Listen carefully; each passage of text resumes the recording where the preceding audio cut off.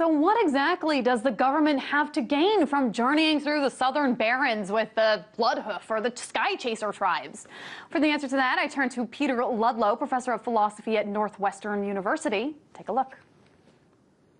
I don't think so, and that's the danger of this thing is that, I know a lot of people that role play as different, military groups. And, some people role play as elves, some role play as orcs, and some of them are in there role playing as terrorists and they're, attacking a mafia group and so forth. So if they're in there looking for terrorists and you have these people wearing terrorist garbs and running around as part of their role play, doing, terrorist role play or whatever, I mean, it's kind of scary.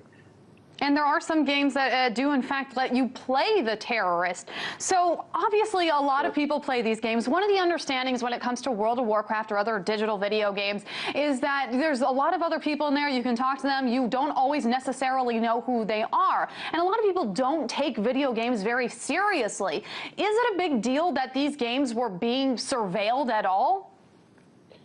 Well, it's a big deal in a lot of ways. And one way that I think we should really be thinking about is that what it means is that they're now surveilling every single part of our lives at this point. It's not just our communicating in business and so forth and international communication, but it's actually the stuff we do when we're role-playing and having fun, and they want to know what that's about. I mean, really, they want to know. It's like just burrowing into our psychology and understanding, like, I guess, what makes us tick at some deep level. Now, some of the country's biggest tech companies have sent out a letter calling for better, less invasive surveillance. Is the intentions of all those companies to protect the customers or to protect their own image, in your opinion? Oh, it's definitely to protect their own image. I mean, I don't think there's any doubt about that. It's one thing that's somewhat disturbing here is that in this particular case, with Second Life, the chief technology officer of Second Life, Corey Andraka, actually went to Fort Meade and had a brown bag lunch with the NSA people. And I mean, I know Corey, he's a friend of mine, he's a great guy, but this was not a smart thing to do.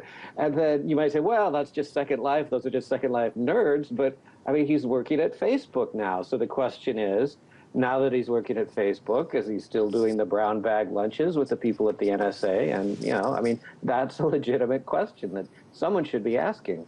So are these tech companies calling for anything in specific, anything that could better protect your or my digital privacy rights? I mean, I haven't heard of anything that they're actually doing. All I've heard so far is some complaining. I mean, in a way, it's almost like crocodile tears because here Google and Facebook did all this stuff to basically expose everything we do and gather this information, and then all of a sudden they're shocked when it gets into the wrong hands or when they find out that the NSA has access to it. I mean, you remember a little while ago when the CEO of Google was saying, well, if you aren't doing anything wrong, why do you care if Google's looking at it? And then he just completely changed his tune when he found out that the NSA was tapping into the sort of Google stream. So I haven't seen any positive proposal coming out of tech except a lot of like gnashing of teeth and complaining. I mean, I haven't seen a single positive proposal coming out of those guys. Now, one interesting thing that I do want to raise, a point that I want to raise, is that as soon as the NSA scandal broke, it became pretty clear that the Director of National Intelligence, James Clapper, had actually lied to Congress. Take a look at this. Yeah. Does the NSA collect any type of data at all on millions or hundreds of millions of Americans? No, sir. It does not. Not wittingly.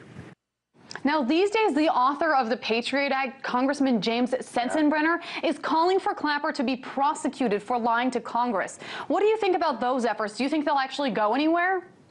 I don't think they're going to go anywhere. I mean, clearly he lied. Clearly it was contempt of Congress.